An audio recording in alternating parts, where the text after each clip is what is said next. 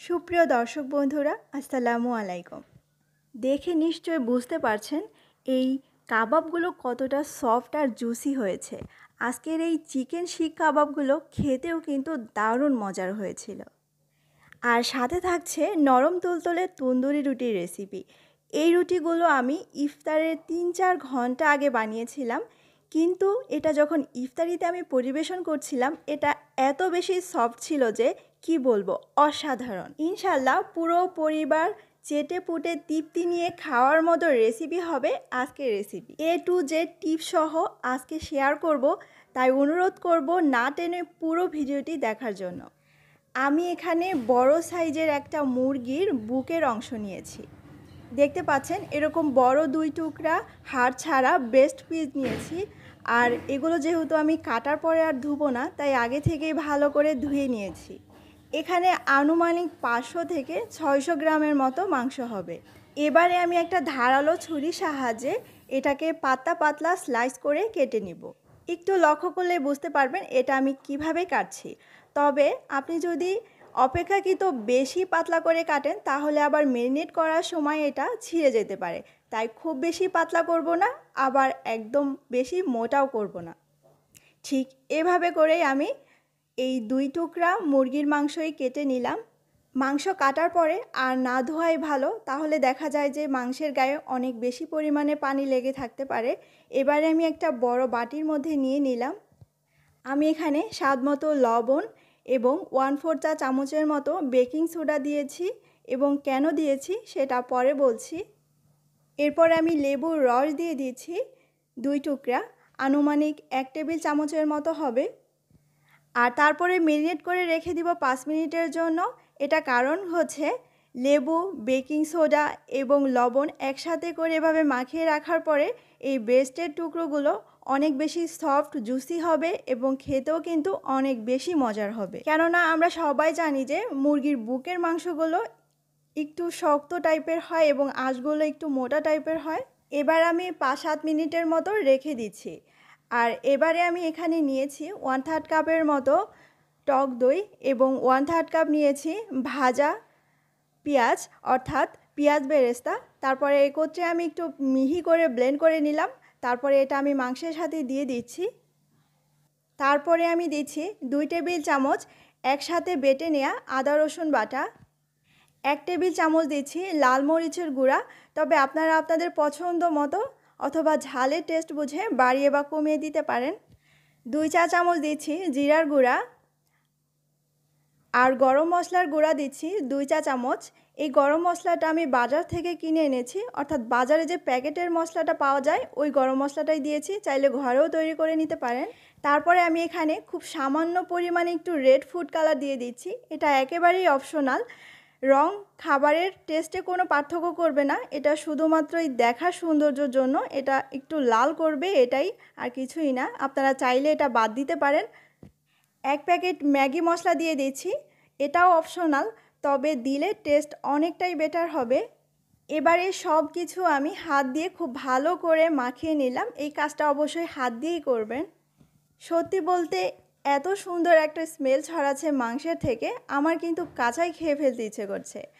আমি এই পর্যায়ে 2 টেবিল চামচ সরিষার তেল দিয়ে দিচ্ছি। আর এই তেলটা হচ্ছে আমি যে আগে ভাজা পেঁয়াজ দিয়েছিলাম, এই পেঁয়াজটা এই তেলের মধ্যেই ভেজে নিয়েছিলাম। এতে করে খুব সুন্দর একটা ফ্লেভার এবং টেস্ট দুটোই আসবে। আর সব মশলা মাংসের সাথে একসাথে মাখিয়ে নেওয়ার তারপরেই কিন্তু তেলটা দিবেন। আগে দিলে অনেক সময় দেখা যায় যে মশলা ভালোভাবে মাখানো যাচ্ছে না। এবারে ম্যারিনেট করে রেখে দিব মিনিমাম 30 মিনিটের মতো। অ্যাকচুয়ালি আপনি যত বেশি সময় পর্যন্ত ম্যারিনেট করে রাখতে পারবেন ততই কিন্তু টেস্টটা বেশি ভালো আসবে। আপনি চাইলে ফ্রিজে ওভারনাইটও রেখে দিতে পারেন। সেই সাথে আমি কিছু সাসলিকের কাঠিও পানিতে ভিজিয়ে রাখছি। ঘণ্টাখানেকের মতো এটা ম্যারিনেট করে রেখে দেওয়ার পরে আমি এবার সাসলিকের কাঠিগুলো পানি থেকে তুলে নিয়েছি, এবং একটু লক্ষ্য করুন এটা আমি কিভাবে করে কাঠির সাথে গেঁথে নিচ্ছি। অনেকটা সুই সুতার মতো করে গেঁথে নিতে হবে। একটা পার্টের মাংস গেঁথে নেওয়ার পরে আর একটা পার্ট আমি গেঁথে নিব। আর প্রতিটা পার্ট গেঁথে নেওয়ার পরে একটু ভালো করে একসাথে কিন্তু মিশিয়ে দিতে হবে। তা না হলে আপনি যখন উল্টাতে যাবেন এই কাবাবগুলো, তখন দেখা যাবে অসুবিধা হবে বা খুলে আসতে চাইবে। আর এই সাসলিক কাঠিগুলো আপনারা যে কোনো মুদির দোকান বা সুপার শপ একটু খোঁজ করলেই পেয়ে যাবেন, আর দামেও অনেক সস্তা। সাসলিক কাঠি অনেক ধরনেরই আছে, ছোট বড়। আমি ছোট সাইজেরটা এখানে ইউজ করছি। ঠিক একইভাবে আমি সবগুলি কাবাব তৈরি করে নিলাম। তারপরে যে বাড়তি মশলাগুলো ছিল, এই মশলাটা কিন্তু ফেলে দিব না, এটাও কিন্তু আমরা কাজে লাগিয়ে দিব। তো কিভাবে সেটা পরে বলে দিচ্ছি। কাবাবগুলো এক সাইডে ঢেকে রেখে দিয়ে চলুন আমরা আগে তন্দুরি রুটির খামিরটা তৈরি করে নিই। আমি এখানে 3 কাপ পরিমাণে ময়দা নিয়েছি, চাইলে আটাও নিতে পারেন, তবে ময়দা দিয়ে রেজাল্টটা একটু ভালো আসে। 1 চা চামচ থেকে একটু বেশি দিয়েছি লবণ, আর 2 টেবিল চামচ দিয়ে দিচ্ছি চিনি। তবে চিনি এবং লবণের স্বাদটা অবশ্যই নিজের পছন্দ মতো অ্যাডজাস্ট করে নেবেন।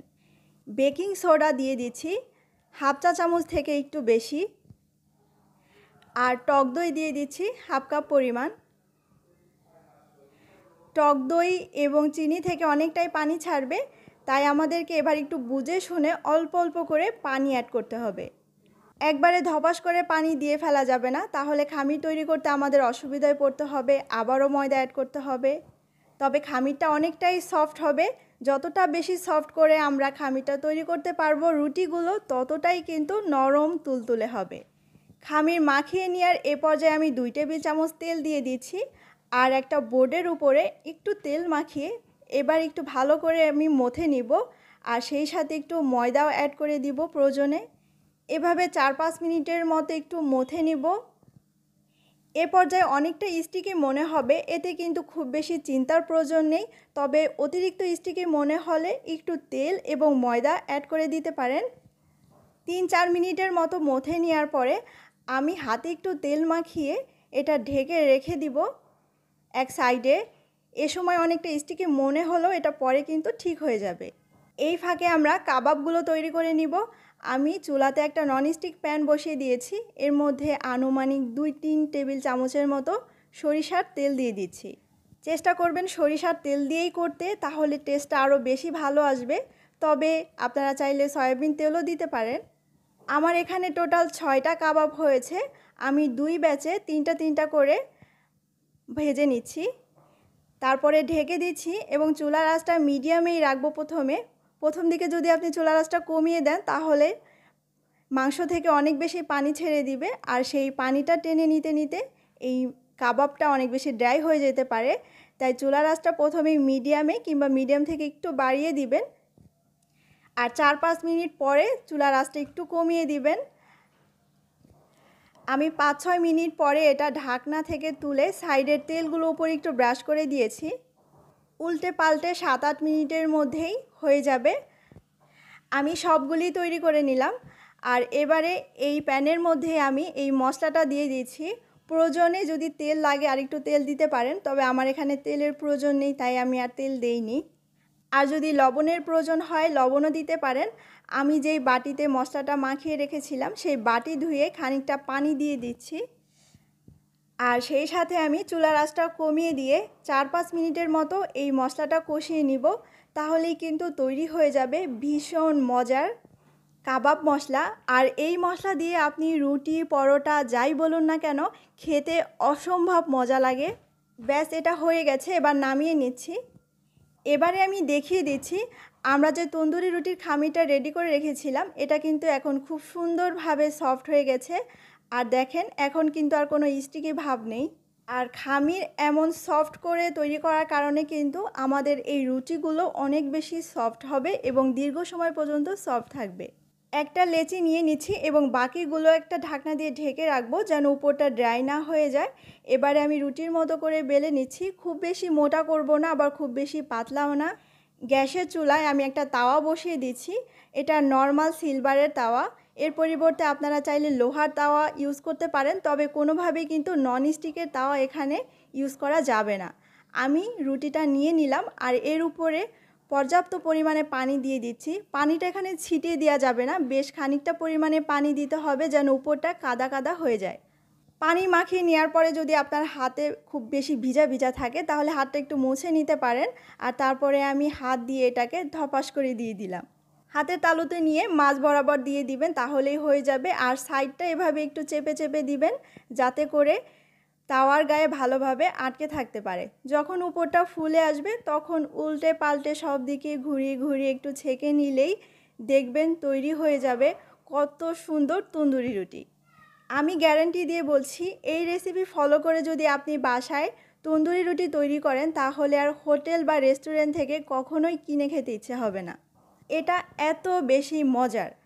আমি আরেকটাও ঠিক এভাবে করে বানিয়ে নিচ্ছি। প্রথম রুটির থেকে পরবর্তী রুটিগুলো আরও বেশি ফুলকো হবে আর আরও বেশি সুন্দর হবে। ঠিক এভাবেই করে আমি বাকি রুটিগুলো তৈরি করে নিব। এটাকে একটু ঘুরিয়ে ঘুরিয়ে ভালোভাবে উপরটা ছেঁকে নিলেই হবে। এটা হতে 2 থেকে 3 মিনিটের বেশি সময় লাগে না।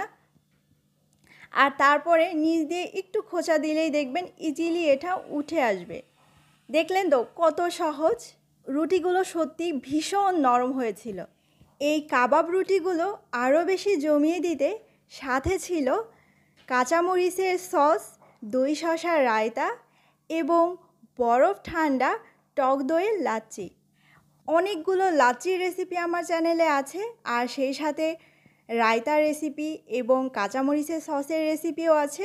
তাই আজকে আর নতুন করে দেখাচ্ছি না, তবে আপনারা চাইলে কিন্তু এই রেসিপিগুলো দেখে নিতে পারেন। এই ভিডিওর ডেসক্রিপশন বক্সে রেসিপির লিঙ্কটা দিয়ে দিব। আপনারা যদি এই রেসিপি বাসায় ট্রাই করেন ইনশাল্লাহ আপনাদের পরিবারের সবারই ভালো লাগবে, এটা আমি গ্যারান্টি দিয়ে বলছি। ভিডিও ভালো লাগলে একটা লাইক দিতে পারেন, ফ্রেন্ডস অ্যান্ড ফ্যামিলির সাথে শেয়ার করতে পারেন। আর যদি চ্যানেলে নতুন হয়ে থাকেন তাহলে বিনীত অনুরোধ করব চ্যানেলটি প্লিজ প্লিজ প্লিজ সাবস্ক্রাইব করবেন। সবাই অনেক বেশি ভালো থাকবেন এই কামনা করে আজকে এখানেই বিদায় নিচ্ছি।